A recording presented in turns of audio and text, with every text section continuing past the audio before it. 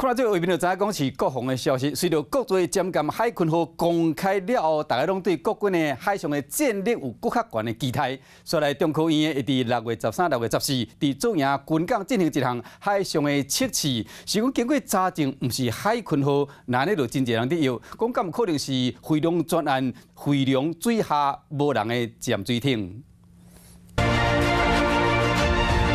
做舰舰海军号油电水器相关控制系统一项陆续 check， 敢讲伫要完成停港测试进入后一阶段。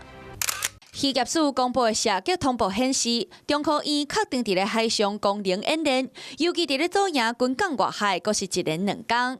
为数字来看，6月13是有味的日子，6月14则是正式测试，水深到120公尺，外界认为可能就是海军号舰舰。不过，互军方的高层否认，敢讲是一只。 用防水的布棚包甲目睭就惊边仔角，互人看到涉了机密。中科院飞龙专案的多用途水下无人载具，官方从来不公开。各界拢期待会当透过这届海上测试，看一个真面目。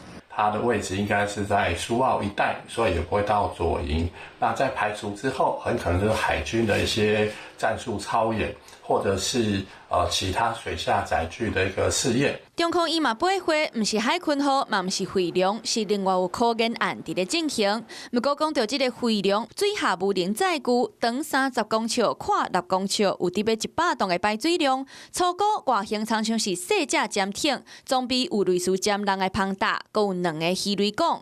虽然目前是用测试平台做发展方向，常像是舰舰的 sonar 侦索系统，不过未来嘛无排除会当变做高动力的作战用途。 我们的汇龙无人潜舰，由于它早前公布了一些概念图，尾部是有推进的螺旋桨，所以它水下的这个航行能力应该具有一定的程度。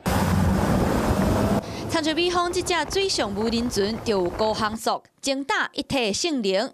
国军建构无对称的作战，水上水下会当充分发挥海岛的优势。 Hello， 我是林明瑞。想要抢先掌握最及时的新闻资讯吗？赶快订阅、按赞、开启小铃铛，锁定我们华视新闻的 YouTube 频道。